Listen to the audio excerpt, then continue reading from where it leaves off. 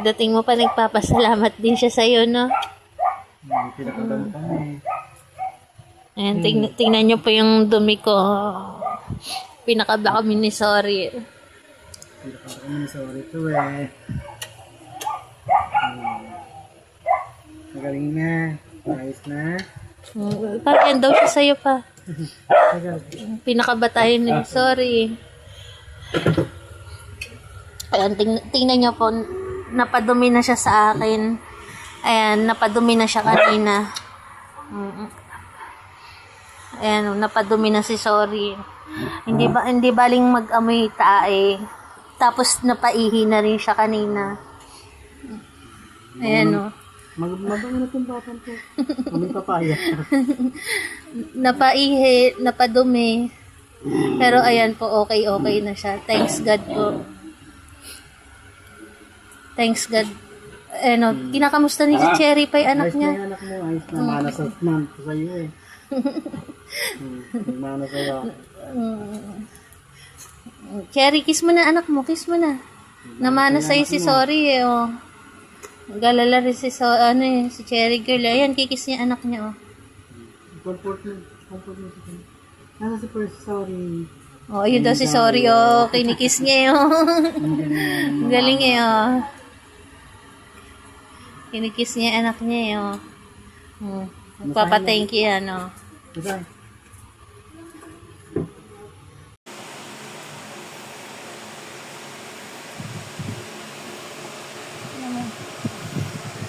Putlang-putla, oh. Putlang-putla si Sorry.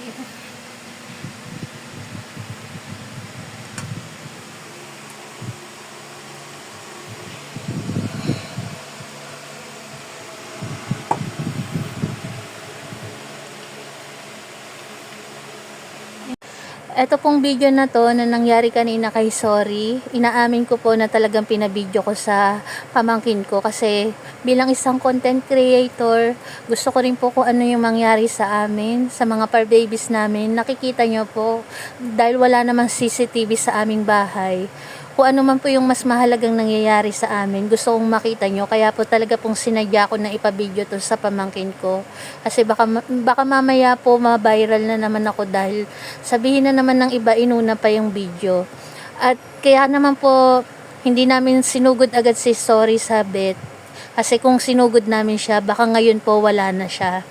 Kasi sa panahon po na nakita namin siya na hindi na makahinga lang tutay na, kung iisipin namin ng gantong oras, isusugod namin siya sa vet, hindi po siya haabot. Lalo na po yung vet, ang layo po ng vet sa amin ay 30 minutes to 45 minutes. Kung aabutan pa ng traffic, baka umabot pa po ng mahigit 1 oras. Kasi malayo po yung vet na pinupuntahan namin. Dito po sa amin, wala siyang 24 hours na vet. Doon lang po sa Dasma. Kami po taga Imus. Malapit na kami sa Kawit. Kaya malayo po talaga sa amin yung vet na dapat pupuntahan namin. Bago ang lahat, gusto ko pong malaman nyo na nagsimula po yung nangyari kay Sorry. Nagsuka po kasi siya. Yung kinain niya, isinuka niya. 2 beses po siyang nagsuka. Yung isa, kulay puti. Kung ano yung kinain niya, ayun yung sinuka niya. Tapos after mga 5 minutes lang, sumuka po uli siya. Yung suka niya kulay dilaw na. Tapos, nung kinuha ko po siya, napansin ko na yung ano niya, bigla na lang po naglalagas yung balahibo niya. Tapos, yung mata niya namantal na namamaga. Ang naisip ko po na allergy si Sorry. Ngayon, ang ginawa po namin ni Papa Fernan, kasi nga po meron kaming stock dito ng cetirizine. Sa vet pa po namin binili yon sa vet clinic. Ngayon po, pinainom namin si Sorry ng cetirizine. Pinakain din po namin ng asukal. Kasi nga, isip po namin, dahil yung kanyang balahibo po, naglagas, tapos nagtayuan. Kumbaga parang namantal yung katawan niya, pati yung mukha niya. Tapos, after niya po makainom, karga-karga ko po kasi siya eh. Napansin ko po na parang parang lantutay po talaga siya. Tapos maya-maya nakita ko, inutusan ko muna si Fernan na kumuha ng dahon ng papaya. Nasa pintuan pa lang po si Fernan. Tinawag ko na kasi bigla ko nakita si Sorry na habang kalong-kalong ko, napatay na po si Sorry. Siyempre po, nakabahan na kami ni Papa Fernan doon. Kasi napadumi na po siya, napaihi na habang kalong-kalong ko. Kaya eto po yung nangyari kay Sorry nung time na yon. Ina-upload ko po to para hindi para i-bash, kundi para po makapagbigay sa inyo ng awareness. Kung kayo man po bilang isang parents, kung kayo man po ay makakaranas ng ganito, gusto ko lang po makita nyo na dapat unahin po natin na lakasan ng loob natin, wag agad tayong panghihinaan. Kasi kung panghihinaan po tayo ng loob, wala pong mangyayari. Hindi natin mare-revive yung ating mga par babies. At higit po sa lahat, hindi po sa lahat ng oras, bet po agad ang nasa isip natin. Kasi sa panahon po na naghihingalo na yung ating mga par babies, lalo na kung katulad po namin na malayo yung bet, hindi po dapat nating isugod agad. Tayo po muna yung maggawa ng first aid. Kung kinakailangan po, tayo muna yung gumawa ng first aid para po ma-revive po natin yung ating mga alaga.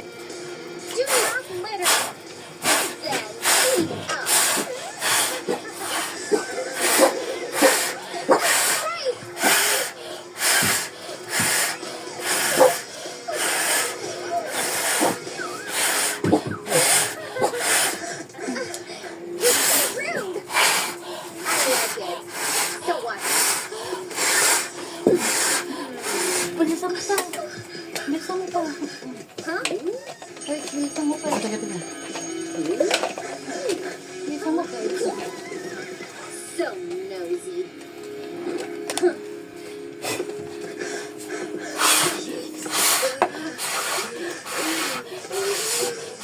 Ba't ka to? Ano ka to?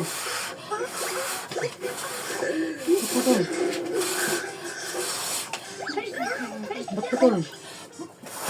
Ganyan talaga yan pa. Di ba pinutol? Di ba pinutol natin yan?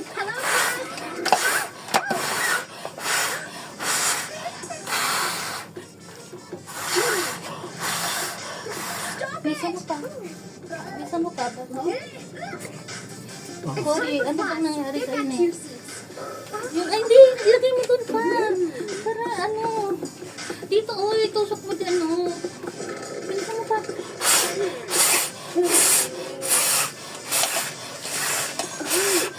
Alright, open your books to start your lesson. Laksan mo pa, laksan mo. Meron pa pa? Inan mo ba?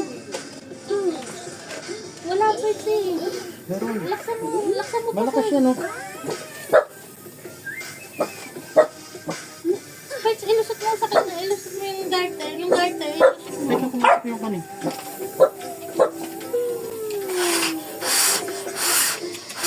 Alright, listen as I explain. Ito mo, kuyur na lang kainin natin. Bilis. Bilisan mo pa, bilisan mo pa. Baka bumaba yung niya, platelet. Ikuha mo ng trompo kuyur. Math helps us think more logically. Ako na. Hey, you guys! Stand up and focus on the board. Wake up! Stop studying! Ikuha mo ng trompo kuyur.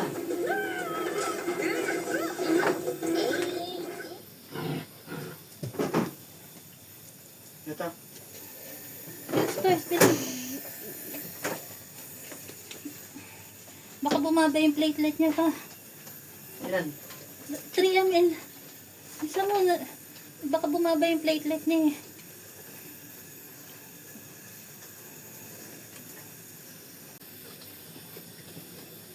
Tapos punasan mo uli siya malamig na tubig first.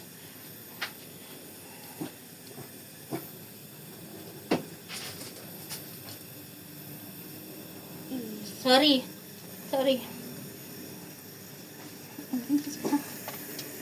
Dahan-dahan lang. Konti-konti lang.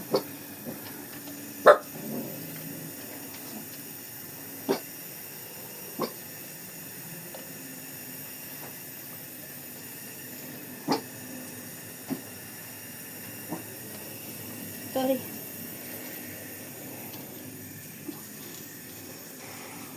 Malamig na tubig. Teka, kulang pa yan.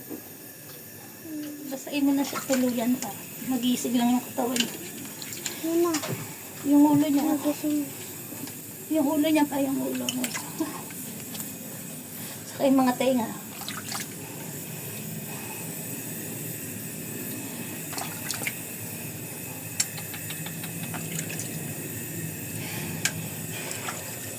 Yung katawan niya dito, yung likod niya ba? Hindi ko may pagkita ko may lain na dito. Ano mo sa sorry. Parang sa nanay niya.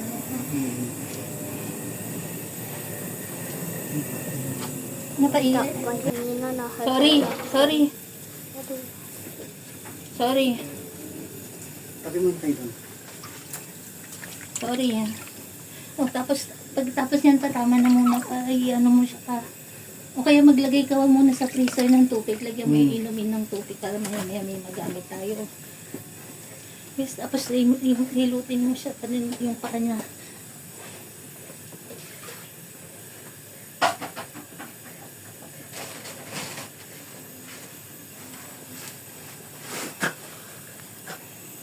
Hindi naman pwedeng itakbo agad to sa no? Hindi aabot kung itatakbo natin sa dasma. Ang layo ng dasma.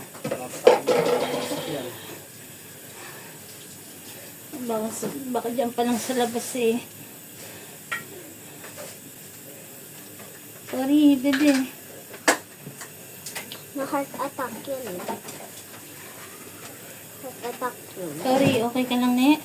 Okay lang si sorry? Sorry? Okay ka lang, sorry? Sorry? Sorry, okay lang si sorry? Dito.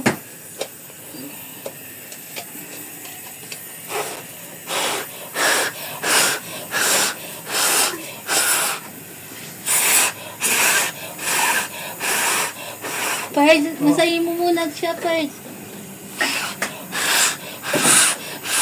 Bisa mo, Pahid. Masahin muna natin, Pahid. Para hindi, tinanggal ko pa. Hingaan ko na lang. Masahin mo yung mga paano.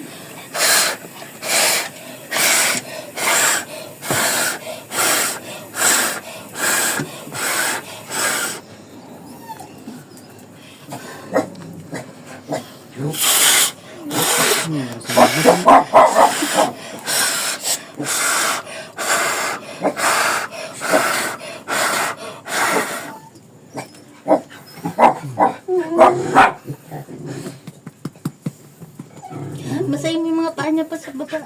Baba mo rito para hindi nahirapan. Masahin mo pa bilis para magising yung niya pa. Para magising kasi parang naaantok eh. Pinatay mo yung Oo, pinatay ko muna. Ito yung ko. Gusto mo rito. Ay, nagigising kanina kasi naka-oxygen parang Isang ganun eh. Putlang-putla eh. Okay, nabilo ka na yung bibig niya.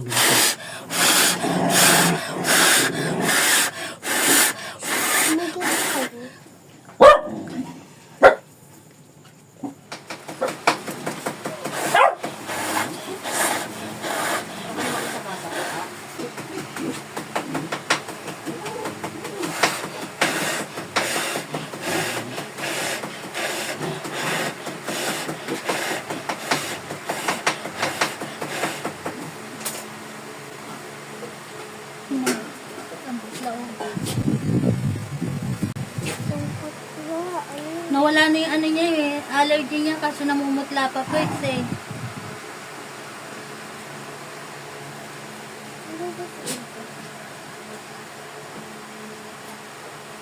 Sorry ha. Sorry, mais ka, sorry ha. Mais ka na eh. Kaya mo yan.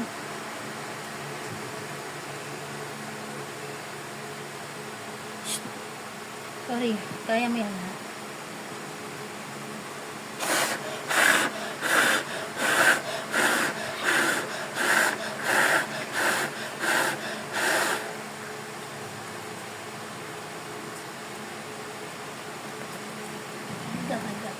naman sa'yo ni mama na ito.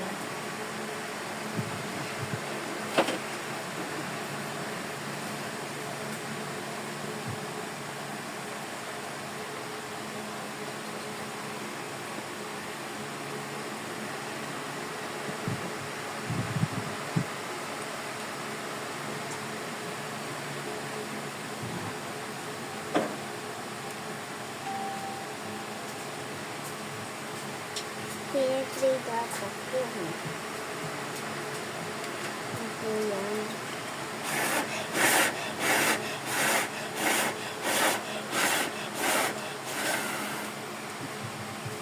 Inom ka muna ulit. Inom ka para hindi ka maputla. Konti-konti lang muna. Konti-konti lang muna pa kasi hanggang sa malunok niya. Ayun, ayun, ayun, ayun.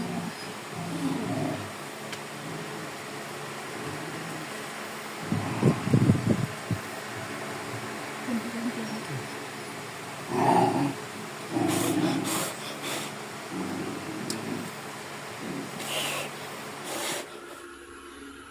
Ayan, nakita po natin si Sorry kanina na sobrang putla ng niya, gilagid niya, saka yung dila niya. Ngayon po, papakita ko sa inyo. Ganito na po yung kulay niya ngayon. Teka na. Ayan, no, mapula na po siya. Kahit yung dila niya, mapula na. Oh. Pati yung tenga niya, may kulay na rin yung tenga niya. Ayan, mapusyaw na yung tenga niya. Hindi katulad kanina na sobrang putla, namumuti na yung kanyang gilagid sa katenga. Siyempre, ang pinapainom po namin sa kanya, yun nga po yung papaya. Ito. Katas ng dahon ng papaya. Bumaksak bigla yung kanyang platelet kanina. Buti na lang meron kami nakuwanan dito ng dahon ng papaya. Kaya maganda talaga may tanim tayo dun sa lupa natin, no?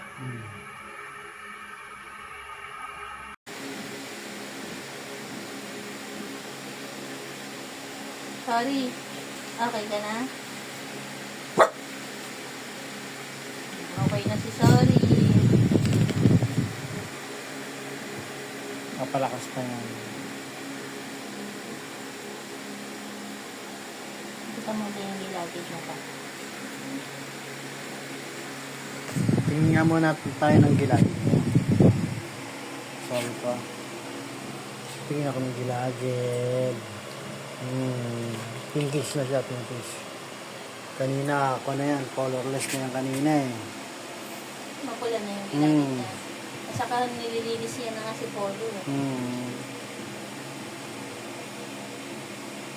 Hindi na nilakasan mo yung loob mo. Oh, ayan o. Oh. Tingnan mo, nagkakamot na rin siya. Good girl, Sorry.